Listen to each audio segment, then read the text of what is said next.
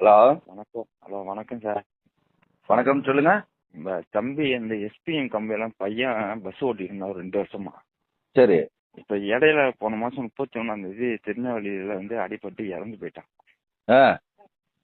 அத அங்க என்ன சொன்னாங்கன்னா, ஹாஸ்பிட்டல்ல நீங்க போங்க, ஓனர் வீட்டுக்கு வருவான்னு சொல்லி எங்களை அனுப்பி விட்டாங்க. சரி. இதுவரையும் ஒரு ரெஸ்பான்ஸும் கொடுக்கல எங்களுக்கு. இது எப்ப நடந்ததுண்ணா? போன மாசம் 31 நடந்தது. ஓகேண்ணா. எந்த இதுவுமே இல்லையா? எந்த ரெஸ்பான்ஸுமே கொடுக்கல. எங்களுக்கு மார்ச்சில் ஒரு 30,000 ரூபாய் கையில காசு கொடுத்தாங்க.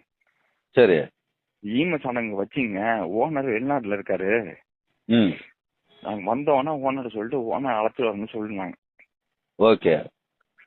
இதுவரையும் யாருமே போன் அடிச்சு கூட துக்கம் விசாரிக்கல. நீங்க எந்த ஊருண்ணே?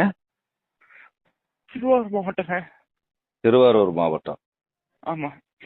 சரிண்ணே, எனக்கு ஒரு உதவி பண்ண முடியுமா? சொல்லுங்கண்ணே. இந்த கம்ப்ளைண்டா எழுதி எனக்கு வாட்ஸ்அப்லயும் கொரியர்லயும் அனுப்பிச்சு வைங்க. நான் உங்களுக்கு அட்ரஸ் அனுப்பிச்சு வைக்கிறேன்.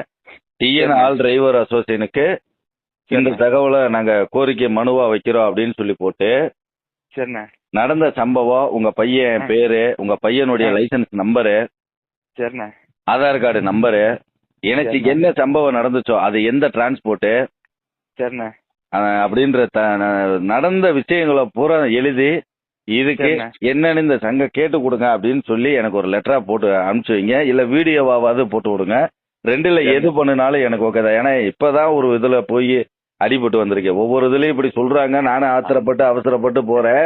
நான் போய் அந்த பிரச்சனை சால்வ் ஆன உடனேவோ அவங்களுக்குள்ள காம்ப்ரமைசன் ஆயிட்டு கடைசியில உங்க உதவி தேவையில்லை, நீங்க போங்கன்னு என்னை பத்தி விட்டுறாங்க. இல்லண்ணே, எங்களுக்கு மெனக்கிறாங்கண்ணே. அந்த மெனக்கிறவங்களுக்கு ஒரு ரெஸ்பான்ஸ் கொடுக்க மாட்டேங்கிறாங்கண்ணே.